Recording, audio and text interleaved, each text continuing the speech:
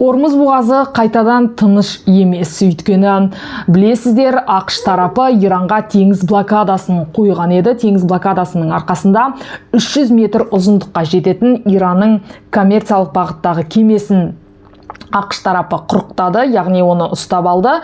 Бұл алдын ала Иран тарапына әрине өте қатты ұнаған жоқ. Міне жүргізілейін деп отырған келіссөздердің толығымен күші жойылатын сияқты, өйткені нағыз агрессия деп атап отыр Иран тарапы. Ал Америка бұнда коммерциялық емес, бұл қару болуы мүмкін, яғни теңіз блокадасы дегеніміз не? Иранға кіретін, Ираннан шығатын толығымен кемелерді ақш бұдан былай бақылауына алатын сияқты. Өйткені Трамптың да айтып отырған Иранға теңіз блокадасын қоямыз деп айтып отырған мәселесі негізі осы. Және Болгарияда Кремльге жақтасатын орыстардың өте жақын досы президенттік сайлау кезінде қайтадан жеңіске жетті. Білесіздер, қазір соңғы уақытта Венгрия, Мажарстанда бір қуанып алып едік негізі. Орбан ресейшіл, Кремльшіл, Путиннің жақын досы билікте отырғаны мәлім болды. Отырғаны белгілі, 16-20 жылдай негізі саясатта 30 жылға жуық. Кезінде Орбанда ең мықты саясат болған, жап-жас кезінде премьер-министр атанған дей тұрғанмен де енді ақшаның буы, ақша деген нәрсе өмірі адамдарды қатты өзгертетіні мәлім. Кезінде тіпті кеңеске қарсы болып келген Орбан түптеп келгенде әрине Путиннің жақын досы болғаны анық. Бірақ соңғы сайлауда Петер Мадиардың жеңіске жетіп, Европа бір қуанып алған еді. Өйткені Мадияр дегеніміз европашыл, украиншыл деп айтуға келмейді. Европашыл, Европадағы қабылданған заңдарды өз еліне енгізетінін өзі премьер-министрлік сайлауалды бағдарламасында мәлімдеген еді. Енді нақты қазір енді ғана келіп отыр ол орнына. Нақты қазір қандай саяси шешімдердің болатынын әрине Европа күтіп отыр. Ал соңғы уақытта Украина Ресей арасындағы соғысқа қатысты соңғы мәліметтерді айтатын болсақ, әрине соңғы уақытта Кремльдің, Ресейдің өте қатты экономикасы құлдырап жатқаны туралы көп айтылады. Және Украинаның дрондары Ресейдің ішкі өлкесіне дейін кіріп, мұнай порттарына қарсы өте үлкен ірі шабуылды бастағаны туралы айтып жүрміз. Қазіргі күні Ресейдің Z пропагандалық журналистерінің өзі билігіне қарсы шығып, көбісі қудаланып. Тіпті білесіздер, Соловьев деген байлаулы иті бар.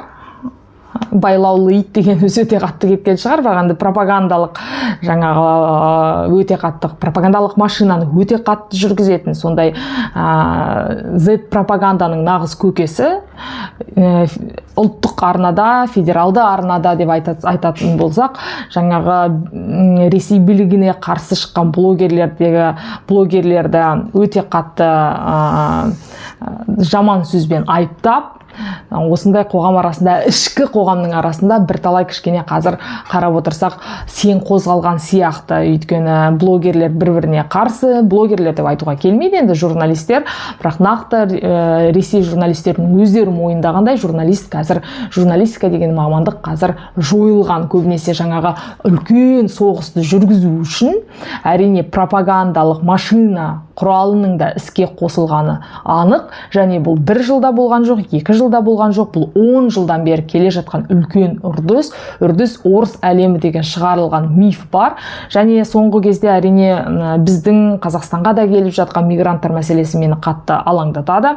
Өйткені бізде азаматтық деген, ВНЖ деген мәселе, яғни Қазақстанда заңды тұратын құжаттарды беруде әрине өте қатты жүзеге асуы тиіс деп есептеймін. Бұл ешқандай да ұлтаралық мәселе емес, бұл біздің таза қауіпсіздік мәселесі. Өйткені тіл емтихан болсын, қазақ тілі болсын, жалпы қай жерде болмасын, ВНЖ деген алу деген нәрсе өте күрделі. Европада ол тіпті мүмкін емес. Украинаның өзінде де мемлекеттік арнаның тілшісі болып келсем де, аяғымнан тозып жүріп осы нәрсені өте қиындықпен алған едім. Қазақстанда ол бәрі оңай беріледі, Каспийді оңай орналастырып алады, және үйіне келгендей, төрінде жүргендей шалқақтап, тіл мәселесі мүлдем жоқ. Сондықтан да оларды басымызға шығармау керек деп есептеймін. Өзімнің жеке басым өте қиындатып беру керек бұл мәселені. Бұл азаматтықты да болсын, ВНЖ азаматтық деген мәселе өте үлкен. Мүлдем басқа. Қазір Threads деген әлеуметтік желі бар, ішіне кірсең өте шошисың, өйткені біздің елге соғыстан қашып келіп алған азаматтардың көбісі осы құжаттарды қалай тез алу керек екен, Қазақстандағы өмірдің өте жақсы екенін, бұл жақта бизнесті бастау тіпті оңай екенін айтып жарыса жазып, біздің елге өздерінің адамдарын шақыруда жар салып. Және ең өкініштісі, ертең олар келіп алғаннан кейін әрине тіл мәселесін олар тіпті құлағына ілмейді, керісінше ұлтаралық қақтығысты дәл осы азаматтардың жасауы әбден мүмкін. Өйткені бұны тарих та көрсетіп отыр, бұны Украина да көрсетіп отыр кезінде. Эстония болсын, Молдова болсын, Украина болсын, Украинаның Донецк болсын, Украинаның Луганск болсын, бәрінде біз орыс тілді азаматтарды жақтаймыз деп кіріп алған. Сол арқылы мысалы Қырымда да орыс тілді азаматтардың құқығы тапталып жатыр деп бастаған Ресей бәрібір де осы азаматтарды жақтау үшін оңай қару қолдануы мүмкін. Кезінде әрине Украинаның президенті Янукович деген отырды, ол Донецктен шыққан адам, ұры болған кезінде. Бірақ соған қарамай Путинмен ол өте қатты дос болған, қазір ол Мәскеуде тығылып жүр. Жалпы сол Майдан кезіндегі үлкен барлық халық орнынан алып тастаған сол баяғы Янукович айтып отырғанын, сол кезінде осы енді халық көтеріліп, Майдан енді ғана басталып жатқан кезде Ресейге қару бойынша көмектесуге келіңдерші деп жалынған еді. Сол жалынудың салдарынан Украина кейін Қырымынан айырылды. Енді қазір 5 жылға жуық соғыстың әбден зардабын көріп жатыр. Әбден зардабын екі елде көріп жатыр деп айтуға болады. Ресейде қазір оңай емес, экономикасы өте қатты құлдырау үстінде деп жазады. Бірақ екі қойың бір сон, Путинға бәрібір де оның Валдайдағы үйде қорғалған, ол жерде қатты ПВО-дасы бар, және Ресей тіпті әлемнен алшақтанып тастаса да өз-өзін бәрібір де өз-өзін дегеніміз билік басындағылар өз-өзін асырай алады. Халықтың 70%, 80% тақыр кедей болса да, әрине ең қорқыныштысы енді бізге қатысты тұсын айтатын болсақ, әрине мигрант мәселесі өте қатты өршуі мүмкін. Ресейдің аннан қашқан, мұннан қашқан адамдары көрші тұрған Қазақстанға келіп алуы әбден мүмкін. Содан кейін Ресей әрине біз осы жақтағы орыс тілді азаматтардың құқығын қорғаймыз деп көз алартуы да әбден мүмкін. Құдай сақтасын, бірақ жаман айтпай жақсы жоқ. Осындай мәселе мені алаңдатады. Және қазір енді Украина-Ресей арасындағы соғысқа қатысты мәселе әлі де екі ел арасында өте ірі шабуылдар. Көбінесе Ресей тарапы зымыран, дрон, және айта кету керек, Украина алғаш рет өзінің зымыранын да Ресейдің ішкі территориясына қолданды. Жалпы зымыран мәселесі қазір Украинада өте қатты жолға қойылды. Мысалы, дрон мәселесі қазір күнделікті 2000 дрон шығарылатын болса, Украина тарапы енді зымырандардың да санын арттырмақшы. Білесіздер, Украина демекші екі елдің арасындағы соғыстан екі елдің де халқы, екі елдің де экономикасы зардап тартады деп отырған бір бөлек, негізі психологиялық жағдай, психикасына да адамның үлкен зақым келетіні анық. Мен сіздерге айтқан едім, Киевте аймен күннің аманында жаңаға соғыстан келген адам қолына мылтық алып, 6 адамдың өмірін оп-оңай алып алған еді. Және қазір күні Зеленский осы мәселе теракт болды Киевте, және осы мәселені Зеленский айтты. Полиция деген, яғни тағы бір масқара шықты. Сол адамдарды қорғаудың орнында, оқиға орнында болған 2 полицей қашқан. тура қашып бара жатқан видеосы да кең таралды. Яғни қорғаудың орнына полиция керісінше осы адамдарды жауыздың қолына тастап кеткен. Осы мәселе қазір қоғамда үлкен дау тудырды Украинада, өйткені полицияны жазалауды сұрап жатыр халық. Соғысып жүрсе де, қан жылап жатса да, Украина өте демократиялы халық. Мен сіздерге айтқан едім, оның алдында мен сізде біліп отырған шығарсыздар. Сондықтан әрине халық тік тұрып осы мәселені қалай да реттеуді сұрады. Сондықтан полиция барлық қазір реформа жүргізілуі мүмкін. Өйткені полиция дегеніміз сол баяғы Янукович, сол Порошенконың тұсында келе жатқан, өзгермей келе жатқан жүйе. Осы өзгермей келе жатқан жүйенің нәтижесі міне шығып отыр.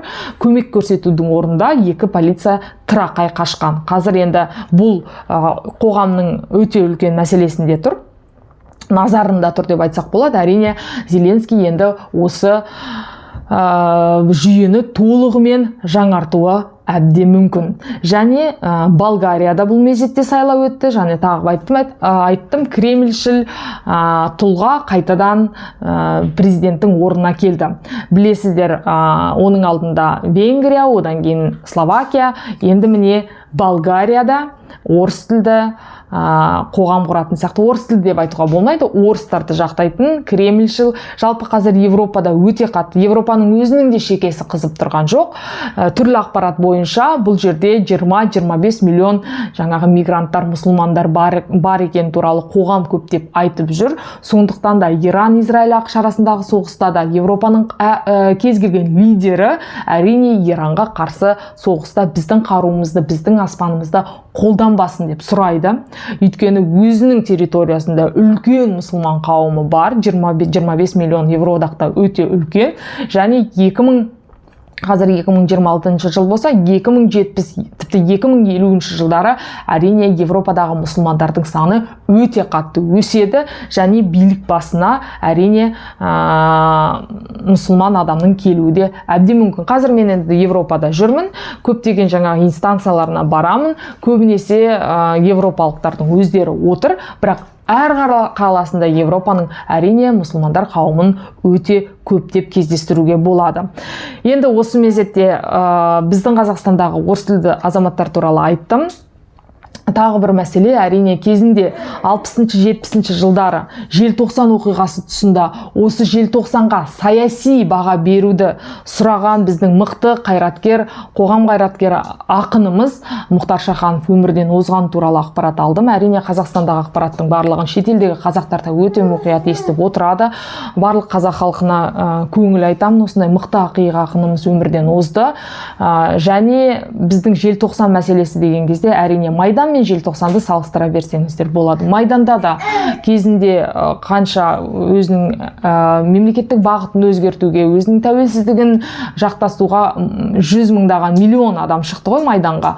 Біздің желтоқсан оқиғасында да қазақтар біздің ұлттық мәселені қорғап шыққан тағы мәлім. Сол кезде әрине Мұхтар Шаханов Мәскеудің төрінде деп айтсақ болатын шығар, осы біздің мәселені қорғап қатты сөйлеген мықты қайраткер ақынымыздың бірі еді.